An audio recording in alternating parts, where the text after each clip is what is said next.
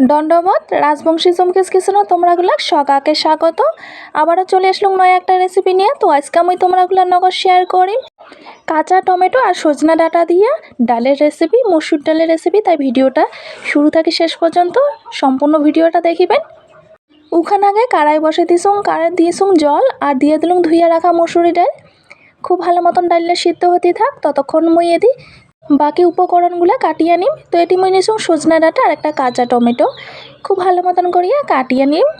দেখিলে বাবা হচ্ছে সজনা ডাঁটাগুলো এমন করে কাটিয়ে নিয়েছুম, হালকা কিন্তু সজনা ডাঁটার গায়ের স্কিনটা ফেলে দিয়েছুম। আর টমেটোগুলো কাটিয়ে নিয়েছুম ধুইয়া।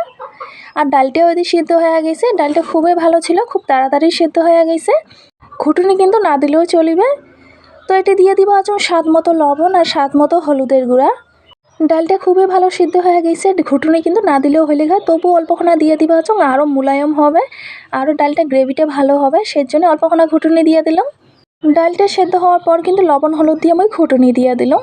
আর দেখিতে পাবো আছেন ডালের গ্রেভিটা কেমন হয়েছে, একদম গুটি গুটি নাই, মিশে গেছে, একটাও দানা দানা নাই। তো এলাম আমি নামিয়ে নিয়ে কড়াইটা পরিষ্কার করে নিয়ে ওই কড়াইতে আরও দিয়ে দিলাম অল্পখানা সরষের তেল, দিয়ে দিলাম তেজপাতা, দিয়ে দিব হচ্ছে এটি পাকা লঙ্কা চেরা, তোমরা চাইলে শুকনো লঙ্কাও দিবার পান। দিয়ে দিলাম এটি অল্পখানা পাঁচফোড়ন আর পেঁয়াজ কুচি।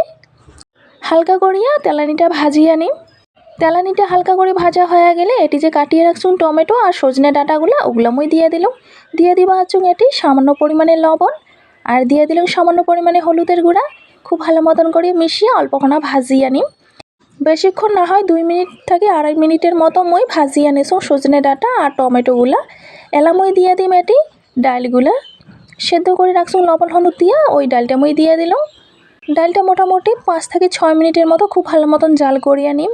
জাল করে নেওয়ার ফলে কিন্তু সজনে ডাঁটা আর টমেটোগুলো খুব ভালো মতন সেদ্ধ হয়ে যাবে। তেলানে দিয়ে 5 মিনিট পর কিন্তু মই নামিয়ে আনিছুম। দেখিতে পাওয়া হচ্ছে মোর এলার ডালটা কিন্তু হয়ে গেছে। এরা কিন্তু পরিবেশনের জন্য একদমই রেডি। যেহেতু হালকা গরম পড়ছে তাই কাঁচা টমেটো আর সজনে ডাঁটা দিয়ে ডালের রেসিপিটাই শেয়ার করলাম।